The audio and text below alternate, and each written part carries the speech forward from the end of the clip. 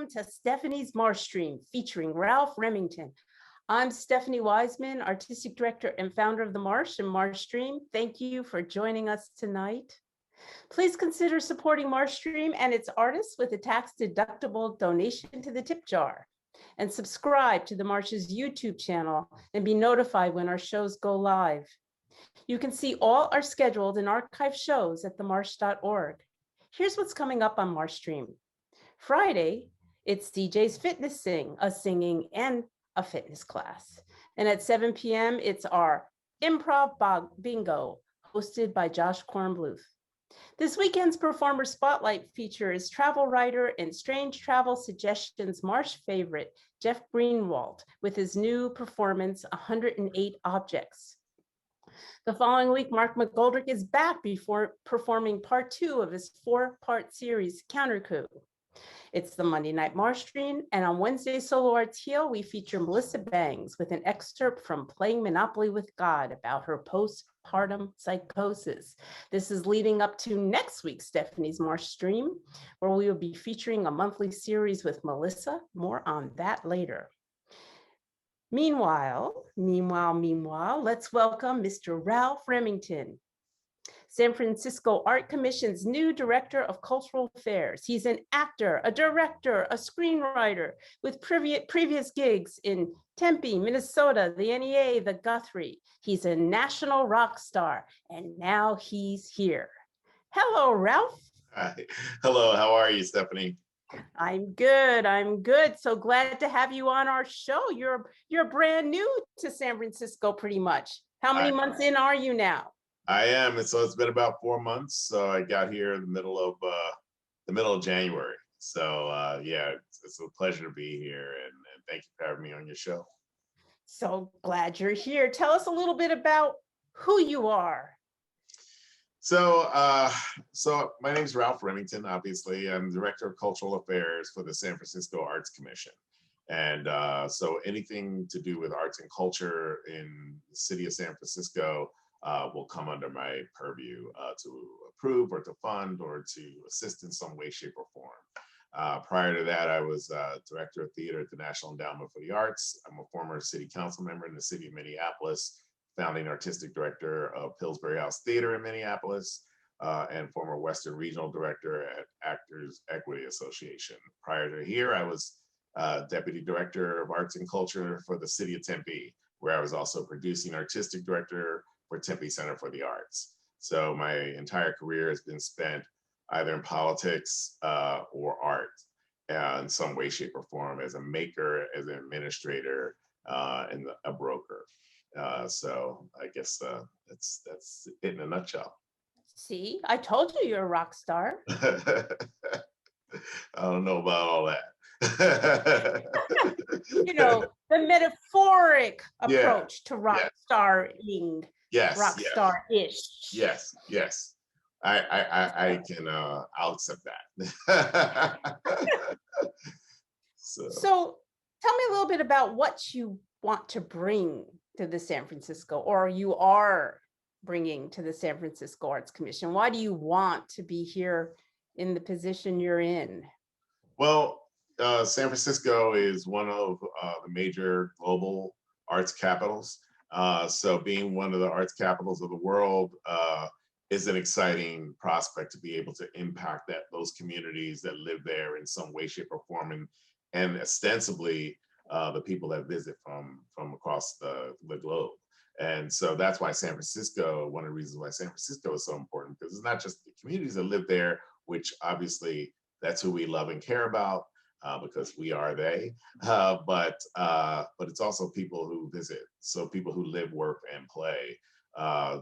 What I hope to bring here and to continue is my work in equity, diversity, and inclusion, in undoing racism and xenophobia and homophobia, and undoing hate and undoing bias, dismantling white supremacy, eliminating racism, period.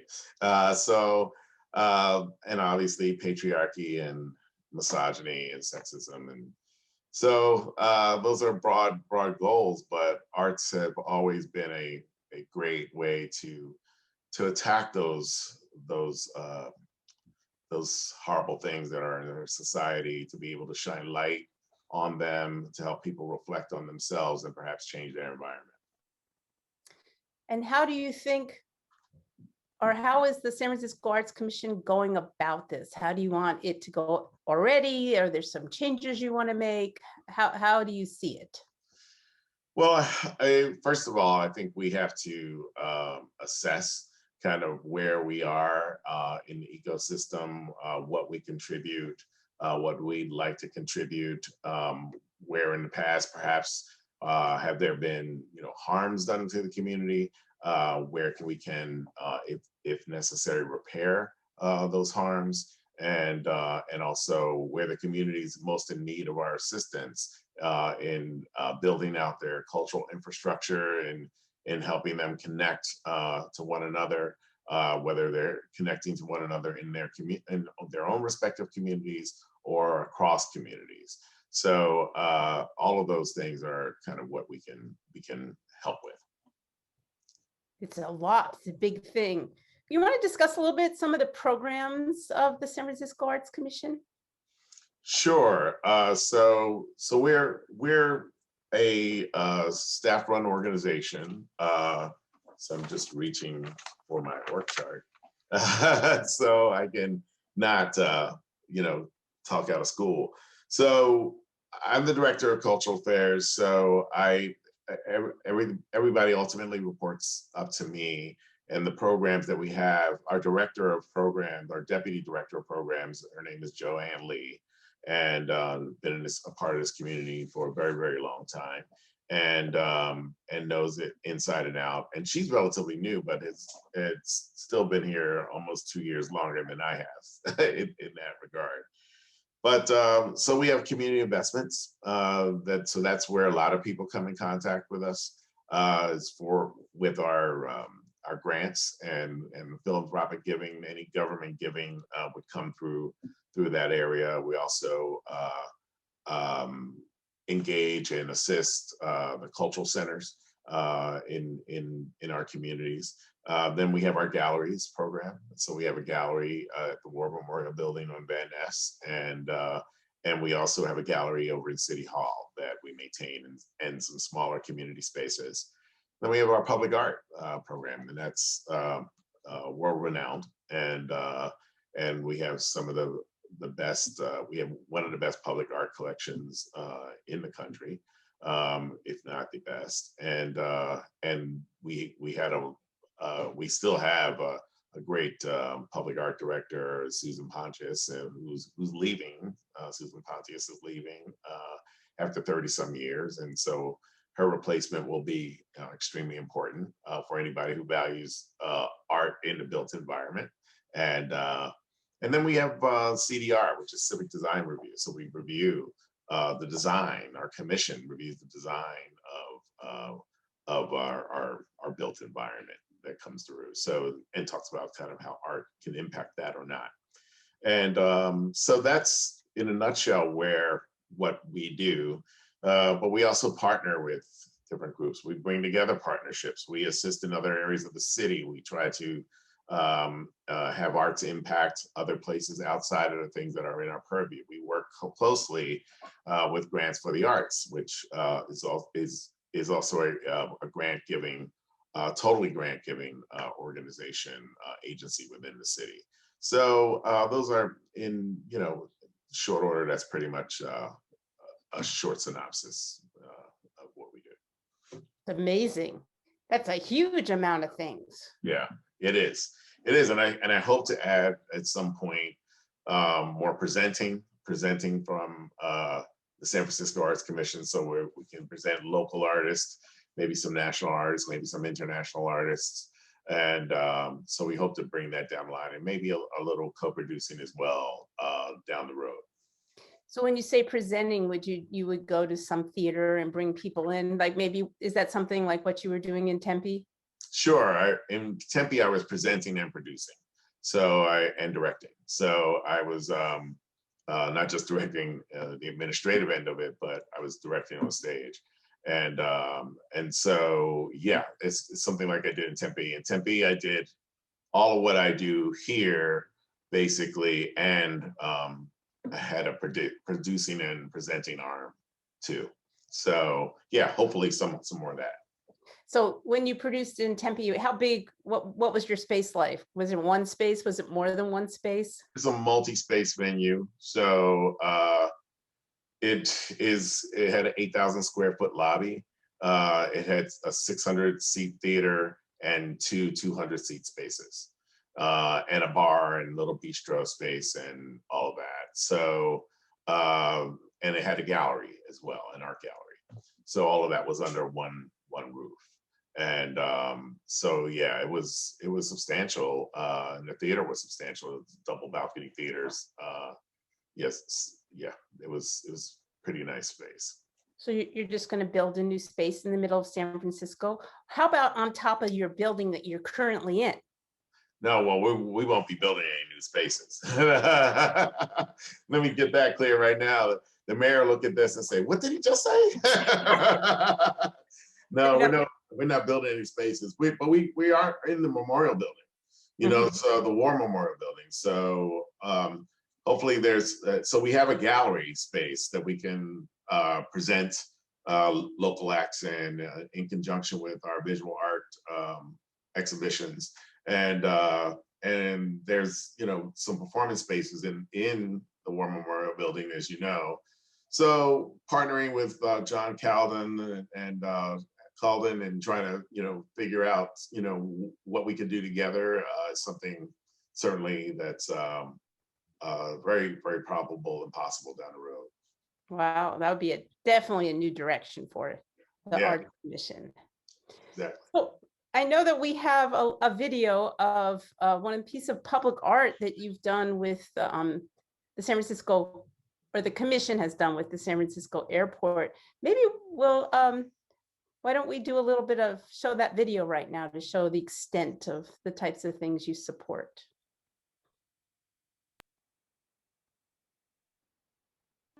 I'm Dana Hemingway. I'm an artist living in San Francisco, and we're in San Francisco right now at Project Artaud, which is a big studio building in the Mission in San Francisco, in a project space that I've rented out to build the piece for SFO. I've lived here since 2004 and grew up in the Bay Area. I've spent a lot of time kind of seeing the different fog patterns and clouds and sun, and being so close to the ocean that we get kind of multiple versions of the sky. So I wanted to try and capture that with the ceramics elements. I think there's about 30 different color glazes or kind of palette swatches in the piece. Each one is trying to capture a kind of different atmosphere or color of the sky in San Francisco. Macrame is just a series of knots that came to prominence in the United States, at least in the 60s and 70s, as a kind of craft pastime. And there's a couple knots that are central to macrame, the square knot and the spiral knot. And really all of them are based on the same initial square knot, just used in different patterns or with more extension cord left out of the knot changes the way it looks. And then within that, I wanted there to be visual variation and a kind of sense of openness and airiness to continue with the theme of thinking about kind of the sky and atmosphere. That's one reason why I chose to make these circular patterns. And then the spirals, like you can see through the spirals more. So I wanted there to be an area where that was present. There's so much to consider with the space, and given that it was new construction, I had a real opportunity to respond to the architecture. The artwork is sited above an opening for stairs and an escalator, and so that opening has a curved shape, a kind of round railing that goes around it, and so I wanted my piece to kind of play off of those forms and shapes. So that was one reason I went with these two curved structures, so that they could kind of interact with the architecture and play off of it.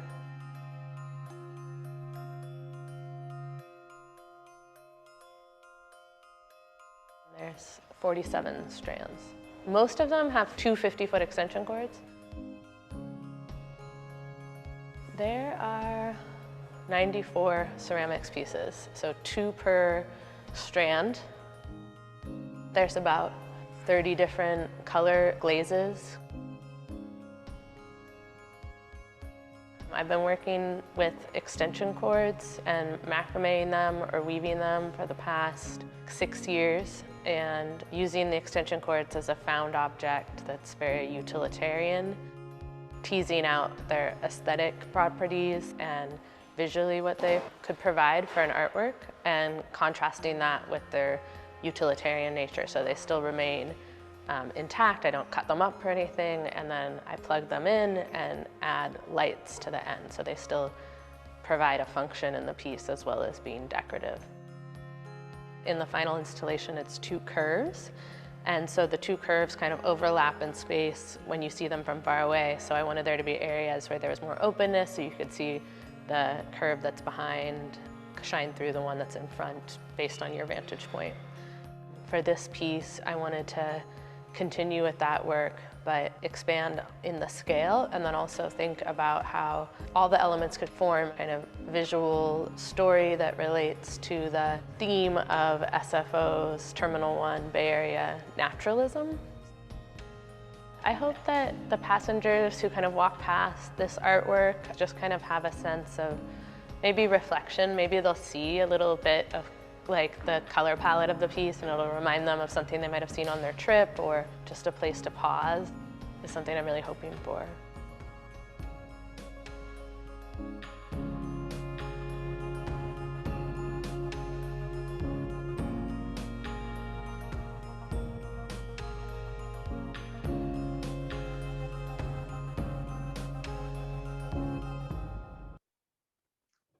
Wow, that's like really big. That's like science fiction. I mean, how can you even imagine anything like that? Yeah, To do something like that with macrame and extension cords. it's crazy, right? Yeah, I know. So do you know, this is probably before your time, but do you Yeah. know how what's the interrelationship between the Arts Commission and this project? You know, it went through public art. So Susan Pontius, who I mentioned, and her team, you know, and but it was prior to my time, of course. So I can't tell you about the intricacies of it, but yeah, that's it. All projects like this all go through public art, the public art staff, and then all the staff eventually report up to committees, and there are 5 committees. And so of the commission. So who paid for all those things, putting things up a million miles up in the air? Ultimately, the taxpayers pay for it, and the developers, and it depends on the deal. So each thing has its own deal. So there's usually a combination. There's public money, private money, you know, some kind of combination of that. And yeah, that's how these things get done. Wow. So, you know, San Francisco, along with the rest of the world, is in this moment of shuttering and opening, et cetera, et cetera. And so there's got to be, it's quite a moment of, I don't know, change or renewal, or I don't even know what to call it, what's going to happen. Like on June 15th, everything's supposed to go back to normal. Renaissance. You know, depending on what's normal. It's like Yeah. Whole Foods is going to make you wear a mask, but probably Grocery Outlet isn't. I mean, so, you know, like it's all up to us now what we do. So how are you seeing this impact of COVID, post-COVID? Well, time? yeah, I don't think we'll ever go back to the way things were before. History doesn't necessarily, or the future, or time, I should say, doesn't necessarily move in a linear fashion. It's kind of zigzaggy. And however, that being the case, just like if you remember back before 9/11, you know, airports and the way we took trains or anything, way we entered hotels or establishments of any way, shape, or form, government buildings, that all kind of changed. after 9/11. And, you know, we all remember a time, those of us who are old enough, where we could walk right to the gate and see our loved ones off. And now that's no longer an option.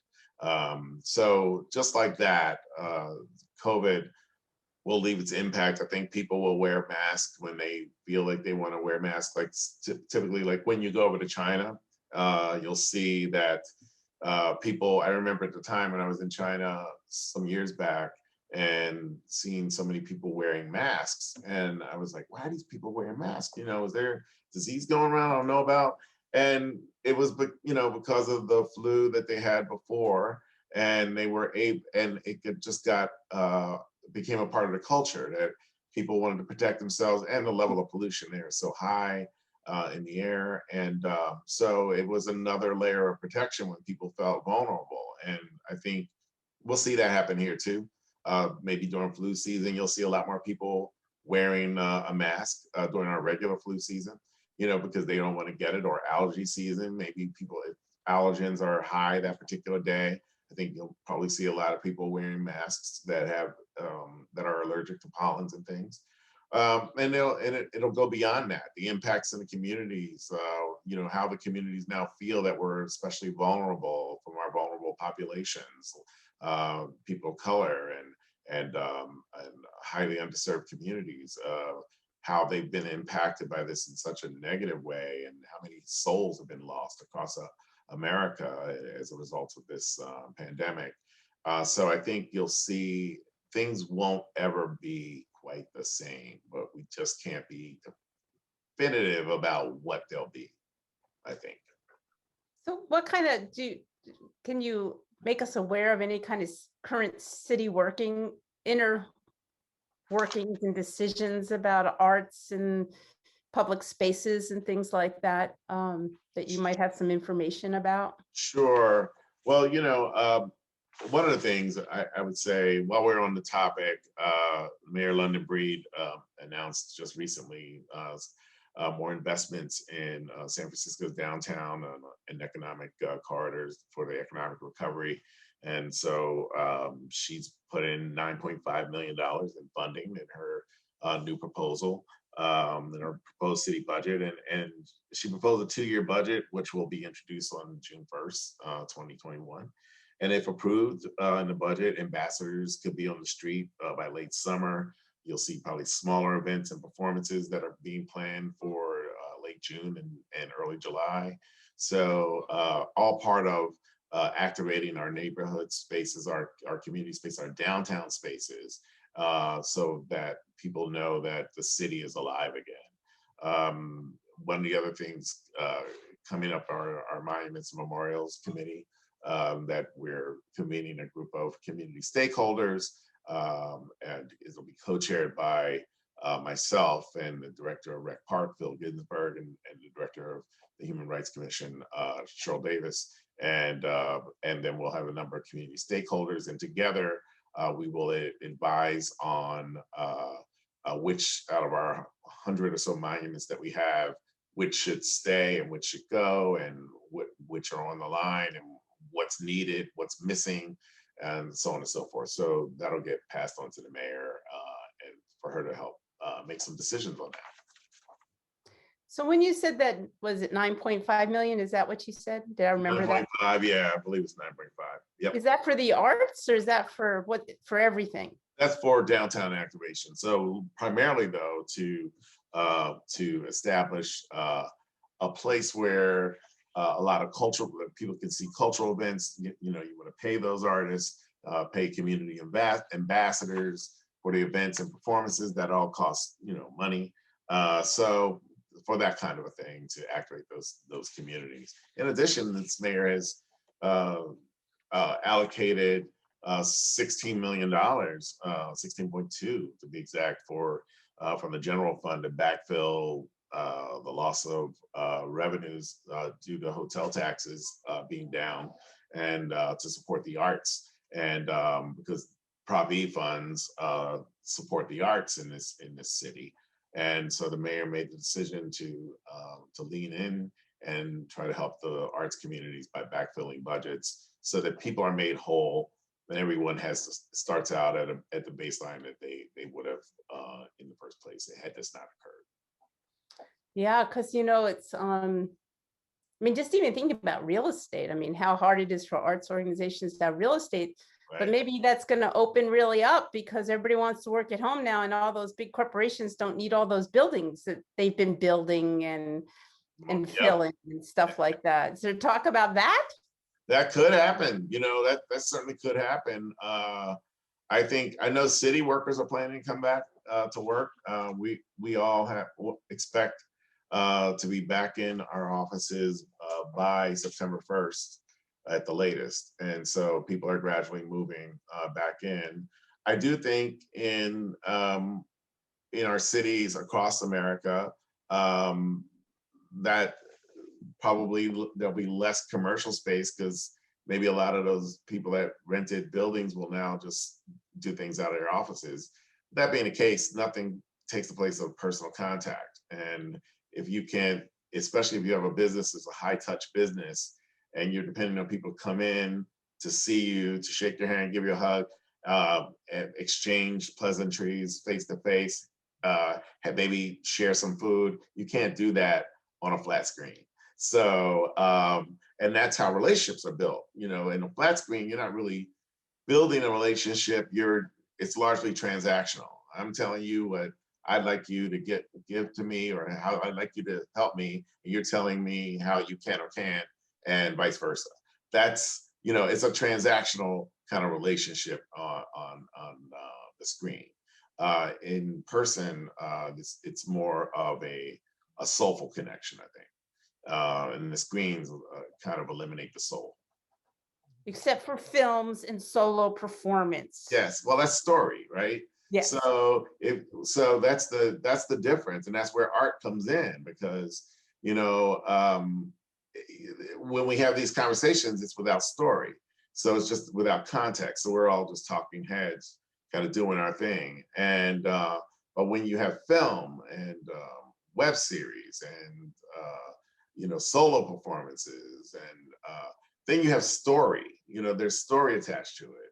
Even in if you're consuming art through watching a symphony online, there's a story that's attached to the arc of the music, and or seeing visiting museums online. There's story that's attached to that as you look at each one of these pieces, and each piece has its own story. But if we're just having Zoom meetings or team meetings, then there's not really much story, and that takes away from the soul. It doesn't enrich the soul. Not a soulful experience. Yeah. Although easier if you don't have to go out. Right. That's right. Cross the bridge or whatever you're doing. Right.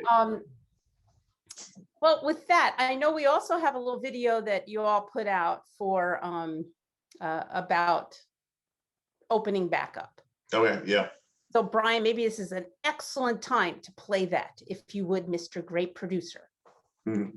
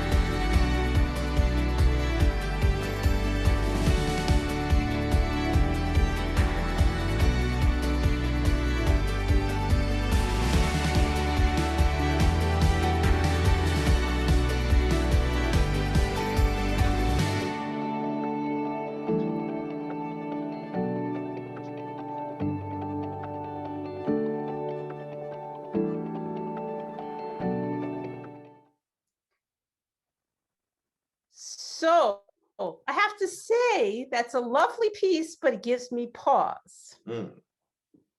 There's no theater in there. It's all about the airy outdoors or the big museum spaces and the spaces where it's well ventilated and easy to move about. Yeah, So, yeah. you know, I can't speak. go to I the can't beach. speak to it. I had nothing to do with the making of that film. So But no, because I think that it's appropriate, right? It's saying, where is safe right now? yeah, yeah, And the next right. phase is, so this was not a put down in any way. It Yeah. was an obvious Yeah, response to what right, we can right. do, what we should be doing and can't doing when we don't quite know yet how to do Yeah. it, right? Exactly. And depending on when that was made, you know, it's like, when are we gonna? We don't know, but we know we still can, we still can enjoy outdoor spaces and enjoy each other's company as we are in, you know, the atmosphere. So I mean, yeah, I get it. Yeah, you know, so it's interesting, you know, it's interesting to see like what will be the next one. Yeah, Will you have a next version of this which says, watch the people sit in the theater to Right. here, seat here, seat here. Right. Right. Yeah, it's true. I mean, it's gonna be very, very interesting to see, you know, how people respond. I know when the news first came out that the CDC said, you know, you can take your mask off, you know, you don't have to worry about it. And before San Francisco had, or the state for that matter, had given any guidance, because it just happened.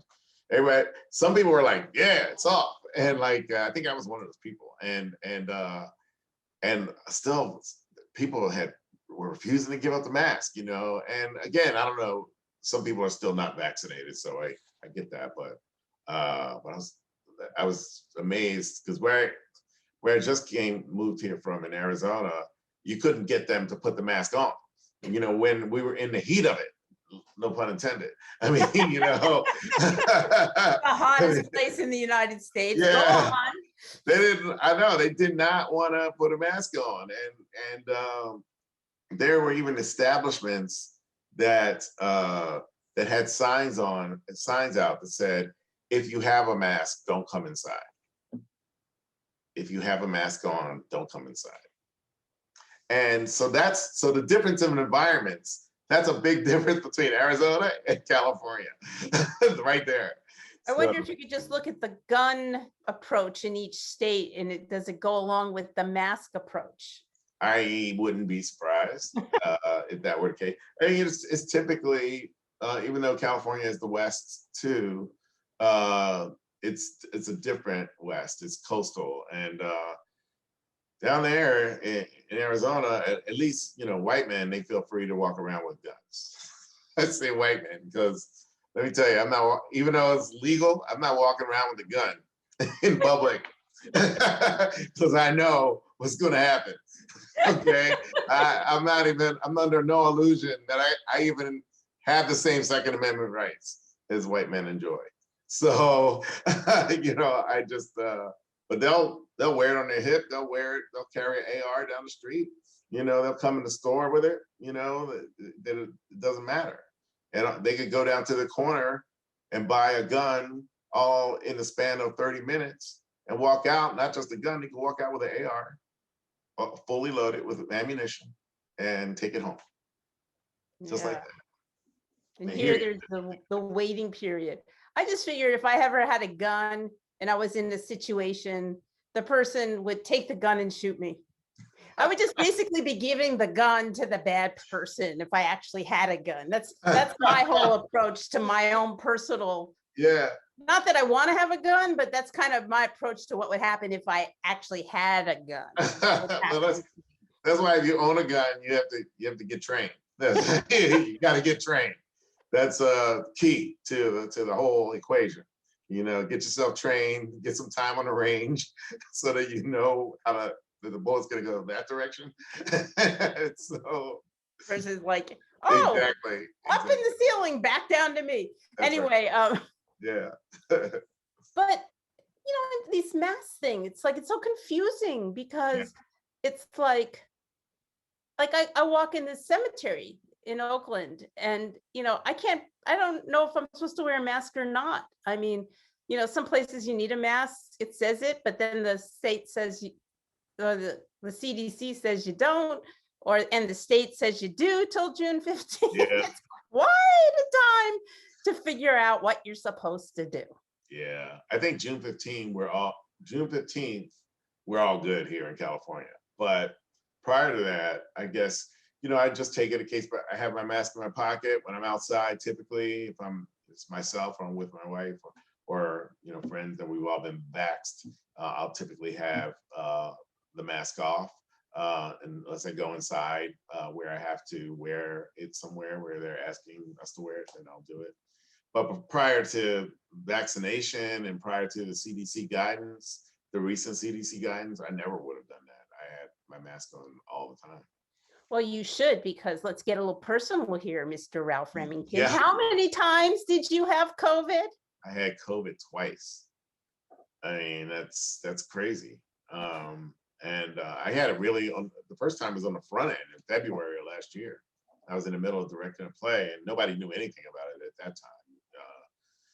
And I just remember feeling like I was walking through Jello, and I told my assistant, I said, I gotta go home. And I was down for the next 10 days or so. And I just thought it was a bad flu. And but I lost taste and smell, and I had some other symptoms, and my doctor said, yeah, we don't have the test for it yet, but you have COVID, I'm pretty sure. So so that time, and then I was good. My wife had it too. And then we went through the whole year. We were good because at that time, after that, we knew all the guidance started coming out. And then it wasn't until the end of last year where we had some movers come to our house. And I think one of them must have had it. And they were all masked, but still, and landed in San Francisco around the end of the year, beginning of this year. And I was in New Year's Day, I was in emergency with COVID. And the joke is, of course, that not a single artist had COVID until Ralph came. Is that the joke? I hope that's not the joke. That's not the joke. It's not true. Forget I even said that. That was just a bad thing to say. Patient zero. I mean, no. So let's talk a little bit about you now, more than the fact you had COVID twice, which is quite amazing. Yeah. To me. But so you're an artist. You're an artist at heart, and you are an arts administrator. Right. Too. Can you talk a little bit about this meshing of this and how you work it out in your own life? Because you've written plays, you know, all that stuff. How does this work for you? Director. Yep. You're an actor. He's an actor. He's a director. Everything. How does this work for you, and how do you balance your life? So for me, it's always been a means to an end. Administration. So when I went to Howard University, and when I was a student at Howard, one of our courses before we graduated, we had to take this course called Production Seminar. And so the first semester was all about kind of the business of the business. How does a theater get started? What do you do? What do you have to do when you're producing a play or the theater itself?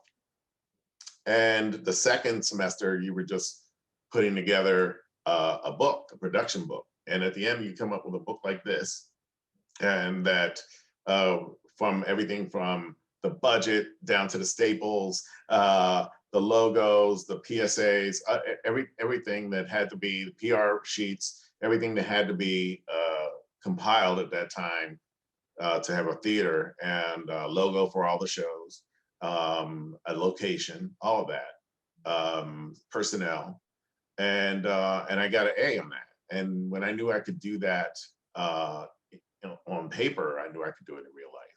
So that's when I founded Pillsbury House Theatre years later, to found this theater that was a platform for marginalized people. And so that was the beginning, I think, of kind of learning, knowing that I had somewhat of a business sense, some business skills, and marrying an entrepreneurial skills, combining that with my artistic passion and my political activism.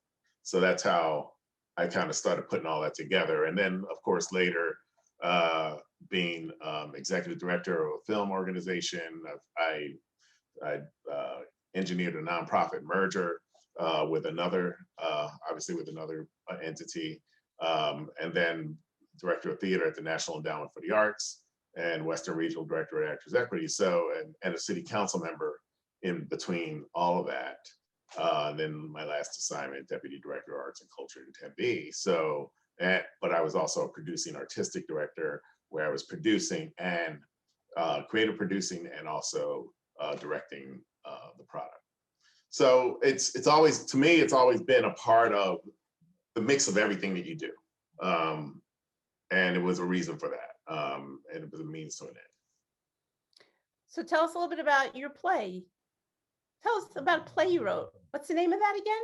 We talked about it.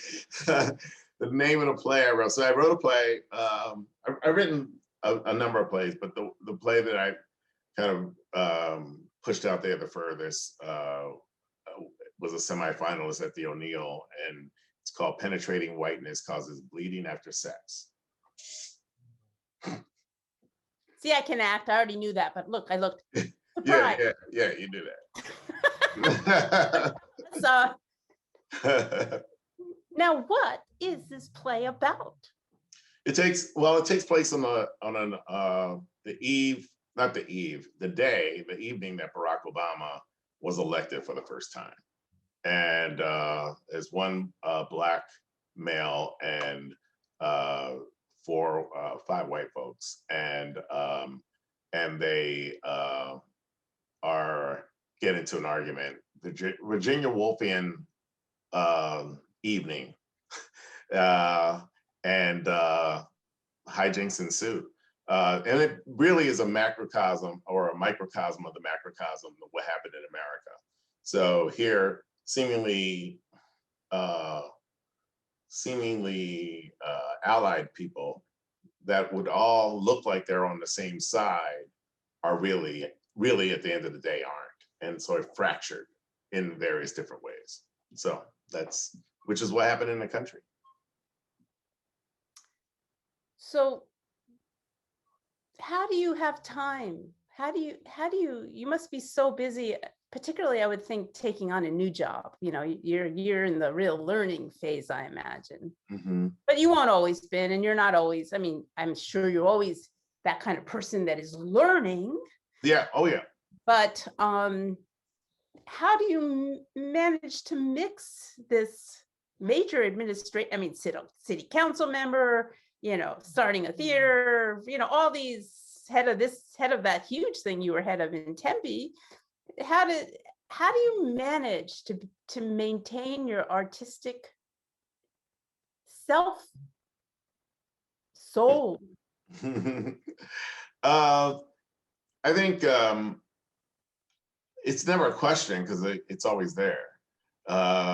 So it's to me, it's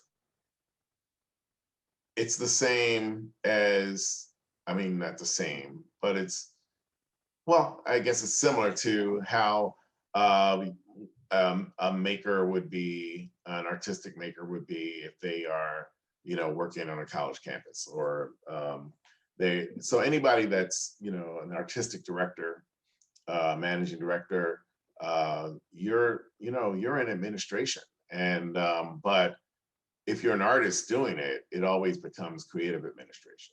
So because there are creative ways of tackling those jobs.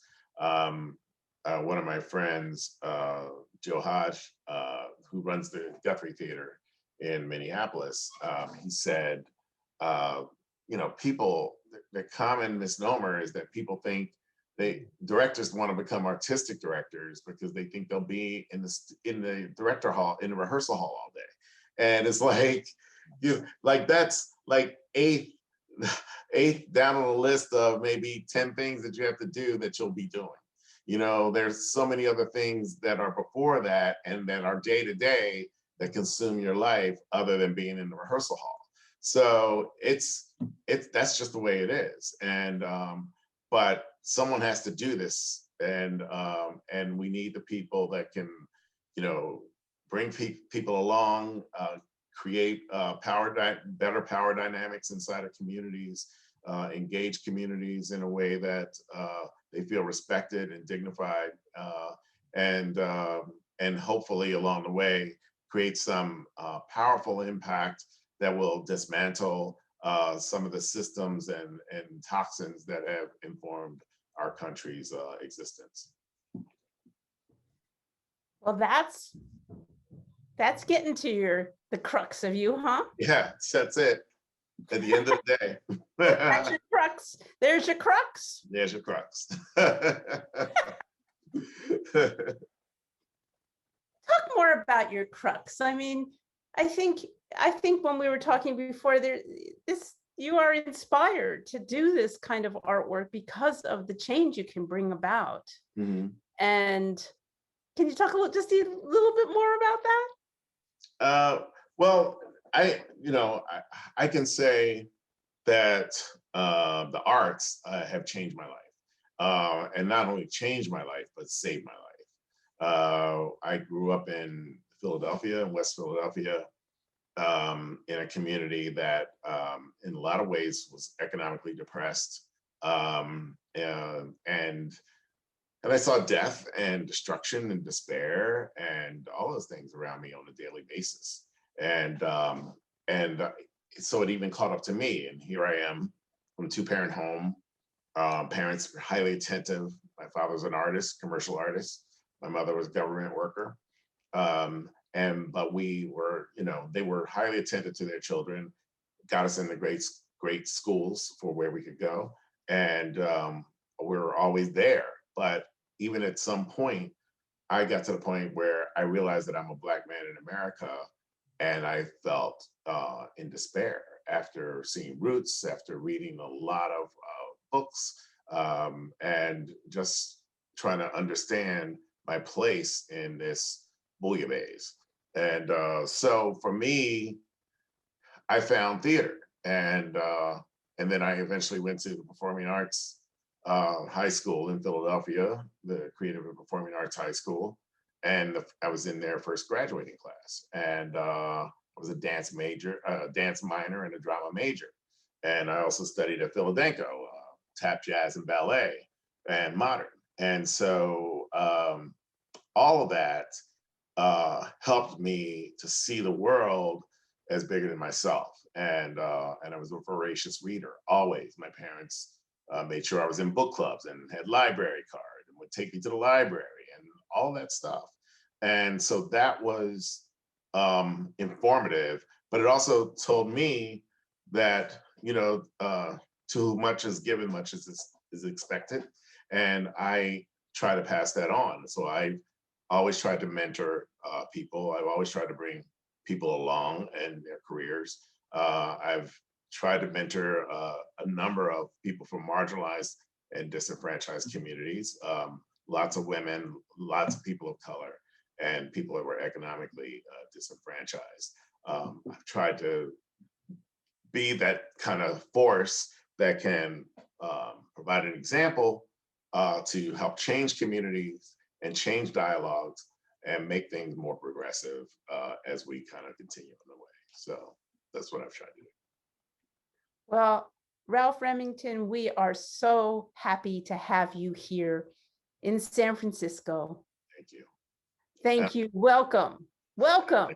Thank you so much. Thank you so much for having me. It's a pleasure to be here, and I can't wait to see what we'll all do together.